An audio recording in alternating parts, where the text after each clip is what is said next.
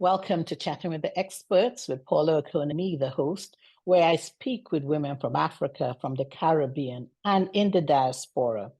They share with me my mission, which is to educate, empower, and encourage women globally. The women, I guess, are professionals and or successful entrepreneurs. And today's episode is called How to Care for Family Members When Caregiving Becomes Leadership. My guest, who will be joining me very shortly, says that caregiving for family members is more than a personal responsibility. She says it's leadership. And she should know this because she was a dedicated caregiver to her husband for 25 years. So she'll be drawing on decades of experience as a family caregiver and talking about navigating challenges within the healthcare system while working and raising a family. Today, she is an advocate for caregivers across Maryland and has served on the Maryland Commission on Caregiving since 2020. She's currently a member of the National Family Caregiving Champion Collaborative through USA Aging. There's so much I can say about her, but I'll let her do that. So welcome to Chatting with the Experts, Theresa Robertson. Hello, I'm so thankful to be here, Paula. Thank you for the opportunity to share my story with your audience. Absolutely. You know, you have said off camera that sharing your story has inspired employers, but also legislators and communities to support caregiving because this needs to be done in a meaningful way. But what I particularly like is how you said, let's see it as a leadership responsibility. Let's talk a Yes, little bit about that, about shifting your perspective, because that's basically what it is. Seeing caregiving as a leadership rather than a chore. yes. And it's not just a benefit to the caregiver to see themselves as leaders, but also to employers to see the leadership skills that caregivers bring to the table. Imagine you are the CEO of a corporation, and caregiving is like a corporation. You have communication channels, you have data, you have stakeholders, you have responsibilities and decisions that you have to make, and you have to be really good at making decisions. You have systems that, if you don't already have them created, systems that you can create. And all of this, it just reminds me so much of being a business owner. I mean, I've been in business for 18 years. And if you are not a business owner, you've never been a CEO, you've probably worked for a CEO. So you understand the role of that CEO.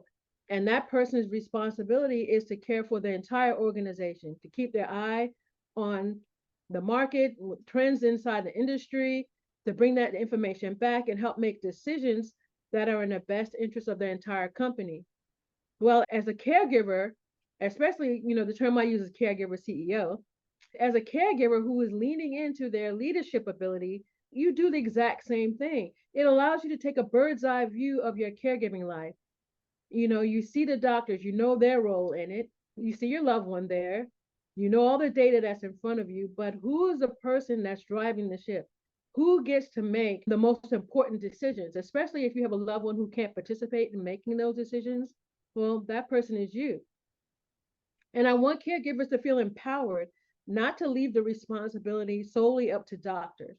We've heard so many horror stories of caregivers who trusted the doctor to make all the decisions. Well, doctors have some really unique skills, and they have information that you don't have about the medical field and treatment plans, but they don't know your loved one.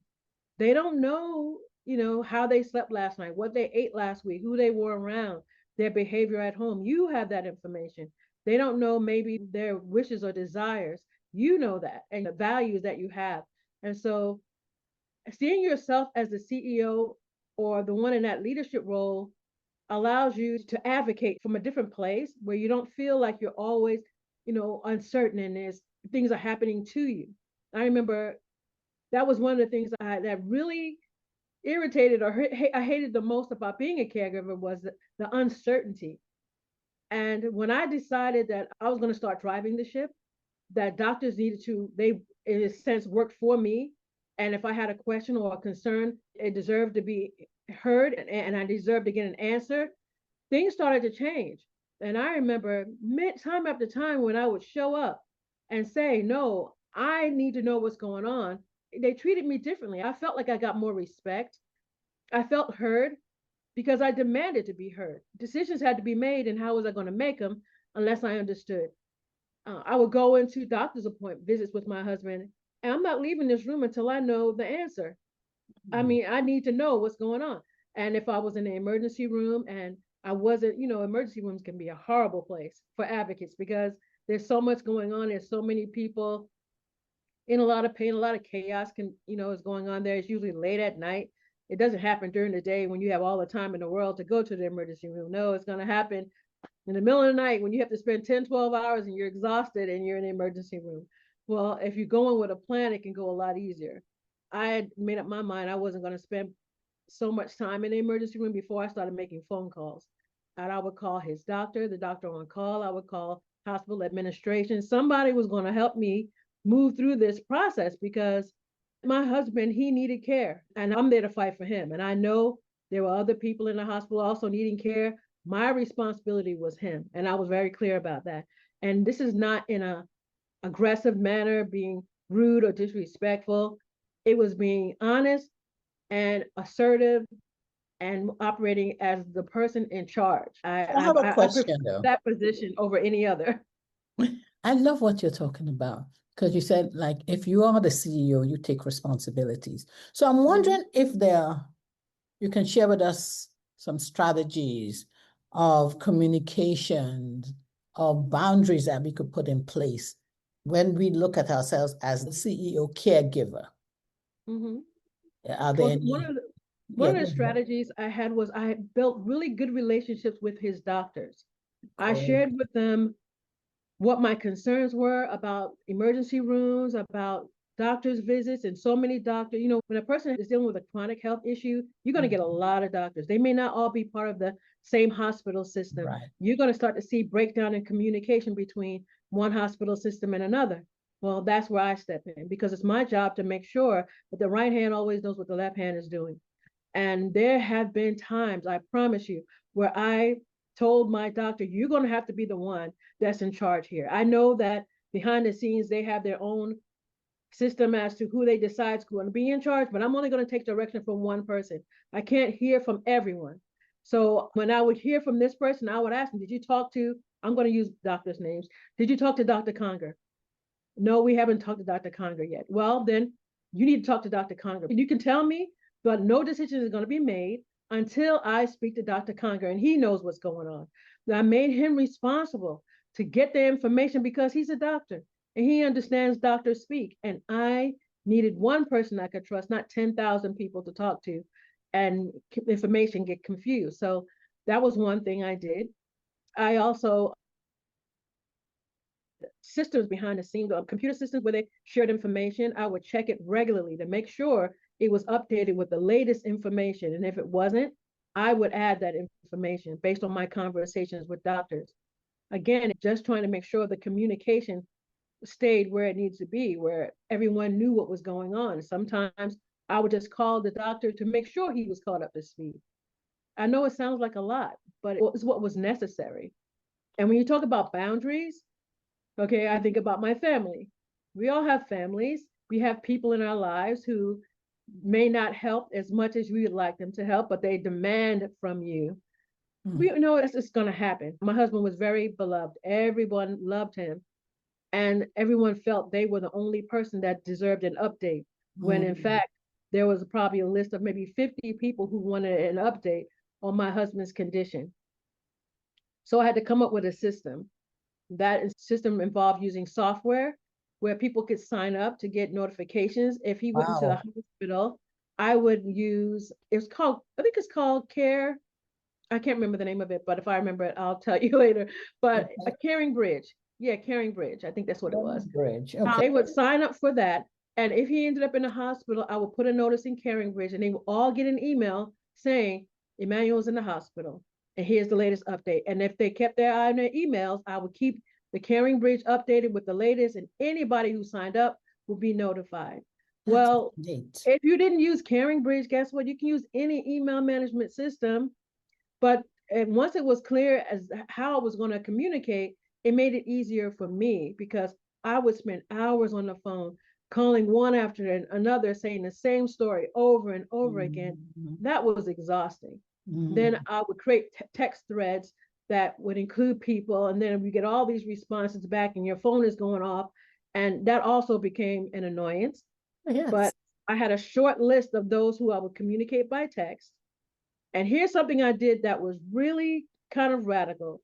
I deputized my children because they are adults. My children are adults, your children may not be, but I made sure they were all updated. And then certain people were assigned to them where if they had questions, they could call my children. My job was to take care of my husband. So all I really had to do when he went into the hospital was notify my kids and send out a message through Caring Bridge. And everybody knew what was going to happen from that point.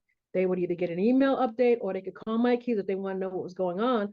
But I needed to turn my attention back to my husband and what were the doctors trying to tell us. You only have so much mental, emotional energy. You have to preserve and protect that. And you can't get upset because other people demand something from you. That's where you draw the boundary and create systems that work for you. I love what you said, setting up that system, like you said, use software.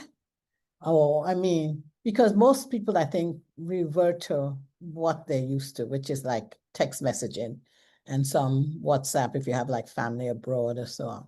But the software of using this Caring Bridge meant that Caring. everybody could be notified at the same time and all updates were all together, right? Yep. It's They almost could like ask using questions. Slack. Yes, like Slack. Hmm. And you could use Slack. So Slack is free. It's an Mhm. option.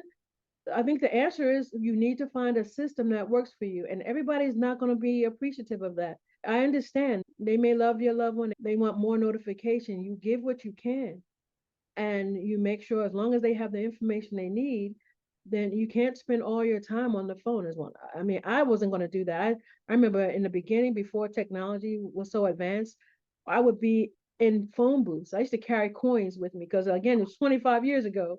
I used to carry Yes. pockets full of coins and be in a telephone booth at the hospital making one call after another, saying the same thing over and over Oh my again. gosh. That was so frustrating. I can just imagine. Yeah, I'm going back 25 years when, yes, it was phone booths. And, then the long distance calls would be more expensive.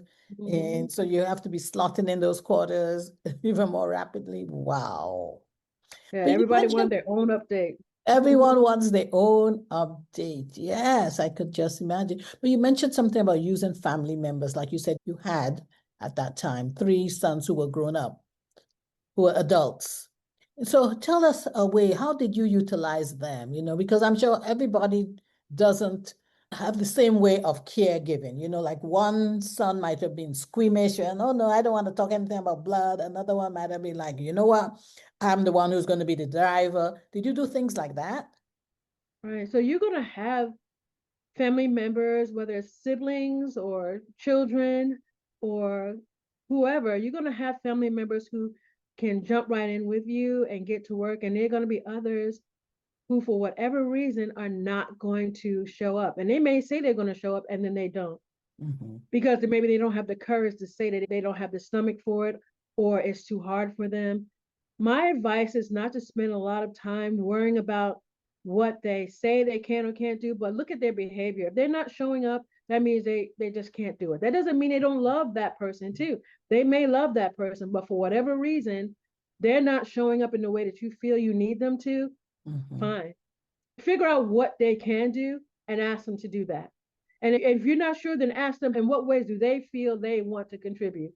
Now, if you still don't get a response, then you leave them alone because the truth is you don't have the time to spend trying to convince someone they should do something because you feel they should. You know, people make their own choices and they have to live with them. What I did was I would have meetings with my children and still do today I mean, you can call them town hall meetings because I like to go back to, business principles and business vocabulary. But in business, we have town hall meetings where you bring everybody up to speed and cast the vision for the future. Well, we would do that with our kids and get them on a Zoom call and say, we want to give you an update on dad's condition. We want everyone to be informed as to what's going on. And so they grew up knowing that caring was part of their life and our lives, what we did. So getting them to help me is not hard. They've been helping me their whole life. I would suggest that if you are, even if you're not caring right now, caring for someone, that if you have adult children, that you start having those conversations with them. Because now that my husband's not here, we talk about my future, what it's going to be like if they have to care for me. What needs do I have today now that I'm a widow? It's important for them to know because they don't have that perspective. They didn't grow up. I mean, they've never been a widow, so they don't know unless I tell them. And I feel as a parent, it's still my responsibility to teach my children. And you can do the same thing with your siblings if you're all caring together. Pick a date and time that works for everyone. And again, if you have someone who's being resistant, a date and time, then they can't say, you decided to meet on this day when I wasn't available. Then you pick the date and time. But get everyone on a call and have a conversation about this is what's happening and what do you think we should do about it, and ask them to make commitments they can stick with, and hopefully that will work. If they can't make a commitment, then that's okay. Maybe they can be the person that prays for everyone else. Maybe they can be the person that just every now and then has an encouraging word for everyone else. So they're the one who plans the meeting so that everybody can come together. See if there's a possibility that they can do anything. And again, if not, you let them go. So I hope does that answer your question? It does. That's very important. Yeah, siblings. Yeah, because especially these days where we are global citizens, people can be in all different parts of the world, different time zones, and it's important to come together and, fix a time that people can communicate.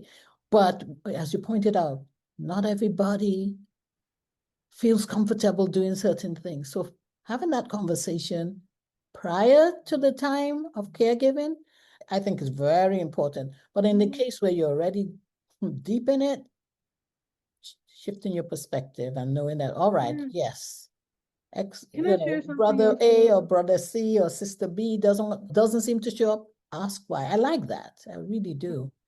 Can I share a little bit more about that? Sure, please do. Because the truth is, we always think we know what's going through the minds of other people. Yeah. And sometimes people aren't clear themselves what's going through their mind. They Mm. may not know themselves why they feel the way they do or why it's so hard for them to get involved, but they know that it's hard. Everybody doesn't process information the same way. And I have a son who is always he's very sensitive. He tries to be tough, but I know that he's really sensitive. And when something happens, like somebody's in the hospital or someone passes away, it hurts him on a level that's different for the rest of us. And he holds it a little bit longer. And so, as his mom, I'm aware of that. He's not going to say, this is really still bothering me. It's been 2 years since my dad passed away, but it still really feels really fresh for me. And so, but again, because we don't know what's in the minds of other people, we have to give them grace. We have to give ourselves grace too. And ask yourself, is it worth ruining this relationship or destroying this relationship because they're not showing up in the way I want them to? I'd rather just let them be. Let them, jump in when they feel ready. Now, it can't be because they don't know, because I've told them what my needs are. So that's not going to be a secret. Everybody's going to know what my needs are.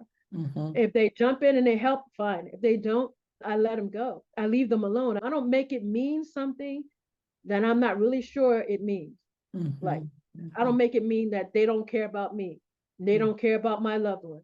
I don't go to that level because it's not necessary. I don't have to, so I don't. I like that approach. But what I particularly like is the fact that you have had that conversation before you need the help from them. So you know where everybody stands, at least as of now, because people change, or circumstances in people's lives change that make them have to adapt. But at least there's that knowledge that son A, in your case, you have son, so son A is going to be responsible for this, son B feels that he's capable of this, and son see, all right, we know where we are, and son C Right. can do XYZ. I like that. I like Mm-hmm. that. So, oh my word. And I say, oh my word, because time flies. I mean, I can't believe we've been talking for I about 20 know. minutes. Can you believe it? I get long-winded sometimes. No, you don't. I mean, we need to make the points we're making relatable. And many times it's through telling a story because people can relate to that, as Mhm. opposed to just facts. Facts are Mhm. harder to digest. But, are there any things that we need to know about, like, because we're talking about it from a leadership point of view, about like resilience, looking at family members and their resilience level, I want to say, and, finding ways to strengthen their resilience before the time comes for caregiving? That's a question I've never been asked before, because Mm, I think it's a personal, they have to want to get better in that area. They have to want to get stronger. I don't know if I'm answering the question correctly. When it comes to resilience, it's such an internal process, is what I'm trying to say. I am the way I am because I chose to live this way. I want to have the ability to bounce back and to recover when things get hard and to live above my circumstances. So I work really hard at managing my mindset around those things. I'm mhm. aware that what I feel is a direct result of what I'm thinking. So I'm really careful about the things that I think about, what I allow to enter my brain and I meditate on. I can't do that for someone else. But what you can do is, encourage people, give people an opportunity to serve. When we talked about asking, we have a tagline, right? Lead with clarity, ask with confidence, and care without losing yourself. Love Asking that. seems to be a really big issue for a lot of people. They don't ask for what they need. They expect a lot of people to know. Or they say, well, I asked them before and they didn't do it. So I'm not asking them again. Asking is just simply that. You open your mouth, you say what you need. But first, you need to know what you need. So be clear about that and then ask. And especially if they say to you, let me know if there's anything I can do. Mhm. In my survival kit, I give you a whole sheet of paper where you can put the name and phone number of anybody who says, please let me know if there's anything I can do to help you. Why? Because you're going to have a need. And I want you to be able to go down that list and call those people and ask them to help you. You can't do this by yourself. We all need somebody. And I don't think we were meant to do this alone. So be Mhm. careful about isolating yourself and thinking thoughts that don't serve you. And then there's caring without losing yourself, making sure that you put yourself on the agenda, on the to do list. Writing this If down, caring without losing yourself. Yes, if you were the CEO of an organization and one of your employees was burned out, they've been working all night long, 24 hours a day, they hadn't had a vacation all year long, you would insist that that person go on a vacation because they need to recharge and refresh so they can be of more use to you in the business. Well, Mhm. the same for a caregiver. You can't burn the candle at both ends and expect to show up and be your best. You have to take a respite. And if that Um, yes, simply means taking a break, absolutely. you have Correct. to. It's not, well, if I find time, or maybe one day. No, it's a necessity. As much as eating, sleeping, and drinking water is respite, taking a break away from caregiving so you remember what it feels like not to be on edge or on all the time. You have to take time away to remember who you are as a person, as a human being, and reconnect with others. So I see you going like this. Yep, yep, because I think that's a major part of caregivers burnout, not understanding that they too have limitations and that they need to care without losing themselves. They need to know when it's time to say, you know what, I need a break. I need to step away from this, Mhm, especially when it's a family member that everyone loves. Like you said, your husband was beloved by the family, mhm. but knowing that you can't do it all by yourself Yeah. is And necessary. I used to think that when I hit that wall, I'll know when it's time to take a break because I'll get so tired, I won't have a choice. But I realized that I can actually push myself beyond the point of being healthy. Mm, I can go a lot further on fumes that I thought I could, mhm. and that's not good. So taking small respites along the way, whether that's one Saturday a month or 2 hours a day, whatever works best for you, being consistent is better than waiting until you're completely burned out and then you have to escape because now you're sick. I've known caregivers to die before the person they were caring for because they didn't take care of themselves. They Yep. made sure their loved one took their medication, their loved one got rest and food and saw the doctor, but they didn't take care of themselves at all. And I didn't want that to be my story. And I don't want that to be your story either. Mhm. So let's figure out together how you can get that respite in your schedule. And if you need help with that, you can reach out to me. Absolutely. Well, you talked about a survival kit. Is that Yes. something that you can share with our audience who have joined us today? Mhm. Yes. I Okay. mean, you can go to my website. I actually think it's caregiverceokit.com, caregiverceokit.com, or you can go to my website at thecaregiverceo.com and download a free caregiver survival kit. It lists the seven systems that I believe every family caregiver should focus on in building. And, because as a business owner, you have what's called a business plan. So Mm. this would be your caregiver plan. It focuses Okay. on financial systems, medication, health, appointment systems, medical record systems, respite systems, and a communication system. And so those are the things I think family caregivers should focus on. Just ask yourself some questions around those areas and choose the one that makes the most sense to you to work on first. I recommend working on the respite system first because that's the most difficult one. Rest. Once you learn how to take care of yourself, you'll have the bandwidth to be able to make decisions in those other areas. I love that. I love that. We'll drop those 7 points in the chat for those who are here with us live, and then we can put in our show notes because I think it's important to know these 7 steps to keep healthy, to survive. I like it, and I actually Survive like the name. and thrive. Survive and thrive. Yes, yes, yes. All right. So as we're wrapping this up, for those who haven't been able to join us today and who are watching the replay, how can people get in touch with you? I know you mentioned the Caregivers CEO .com. Correct. What That's else? the How best else? way. So Okay. yeah, the info at thecaregiverceo.com. That's the Okay. email address, or the caregiverceo.com website, or anywhere online when you look for the Caregiver CEO, you'll probably find me. I'm happy to connect. We have a Facebook group. But more importantly, reach out to your local family caregiver support office. They have resources available. If you don't ever talk to me, reach out to them, ask them for an options assessment so they can tell you all the resources that are available to you as a family caregiver.